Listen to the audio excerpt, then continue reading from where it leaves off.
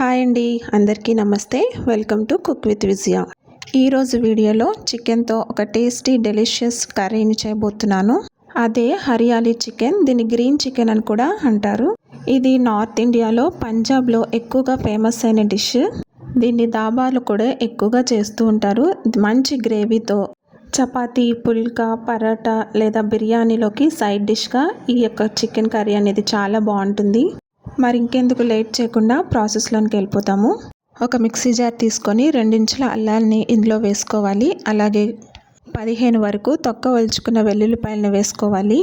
మనకి కారానికి తగినట్టు ఒక 15 వరకు నేను పచ్చిమిరపకాయలను వేసుకున్నాను. అలాగే 1 కప్పు వరకు పుదీనా వేసుకున్నాను. అలాగే 1 కప్పు కొత్తిమీరని కూడా వేసుకోవాలి. అలాగే పాల మీద మీగడ 1 టేబుల్ స్పూన్ వరకు వేసుకొని దీన్ని మెత్తగా పేస్ట్ చేసుకోవాలి.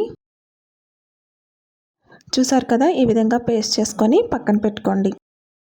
ఇక్కడ నేను 1/2 కేజీ చికెన్ తీసుకున్నాను. నీట్గా 2-3 సార్లు శుభ్రంగా కడుక్కున్న తర్వాత ఇప్పుడు ఇందులోకి రుచికి తగినంత సాల్ట్, 2 టేబుల్ స్పూన్ల వరకు మిరియాల పొడి, అలాగే 1/2 నిమ్మకాయ బద్దను కూడా పిండుకోవాలి. అలాగే 2 టేబుల్ స్పూన్ల వరకు పెరుగుని ఇందులో యాడ్ చేసుకోవాలి. అలాగే మనం ఇందాకలా పేస్ట్ చేసుకున్నాం కదా, ఆ పేస్ట్ని కూడా ఇందులో వేసుకోవాలి. ఈ పేస్ట్ మొత్తం చికెన్లో వేసుకున్న తర్వాత మొత్తం అంతా మసాలా చికెన్కి పట్టే విధంగా నీట్గా బాగా కలుపుకున్న తర్వాత ఒక 1/2 అవర్ వరకు దీన్ని ఫ్రిడ్జ్లో పెట్టుకొని మ్యాగ్నేట్ చేసుకోవాలి. అప్పుడే చికెన్ అనేది టెండర్గా తయారవుతుంది.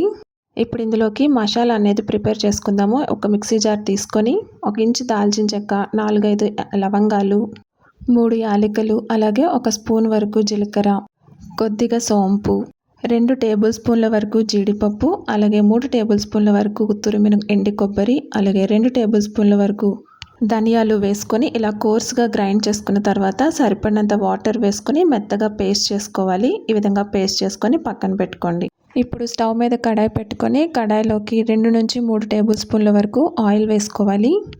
ఆయిల్ అనేది హీట్ అయిన తర్వాత ఇందులో హోల్ గరం మసాలా వేసుకొని ఒకసారి ఫ్రై చేసుకున్నాక 1 టేబుల్ స్పూన్ వరకు జీడిపప్పు పలుకులు వేసుకొని అంతా ఒకసారి బాగా ఫ్రై చేసుకోవాలి.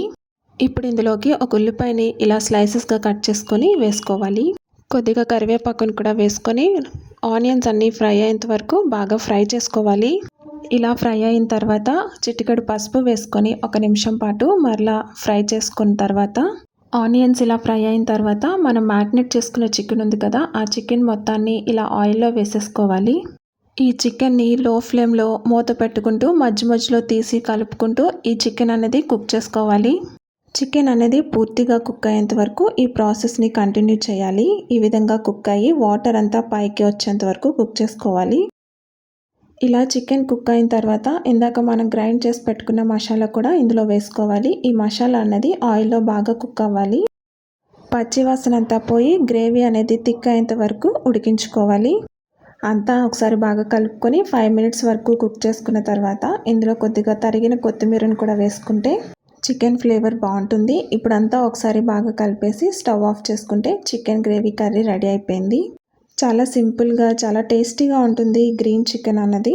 ఏ కాంబినేషన్లోకైనా ఈ గ్రేవీ కర్రీ చాలా బాగుంటుంది. మీరు కూడా తప్పకుండా ఒకసారి ట్రై చేయండి. ఈ వీడియో కనుక మీకు నచ్చినట్లయితే మీ ఫ్రెండ్స్ అండ్ రిలేటివ్స్కి షేర్ చేయండి. మరిన్ని హెల్తీ అండ్ టేస్టీ రెసిపీస్ కోసం నా ఛానల్ని సబ్స్క్రైబ్ చేసుకోండి.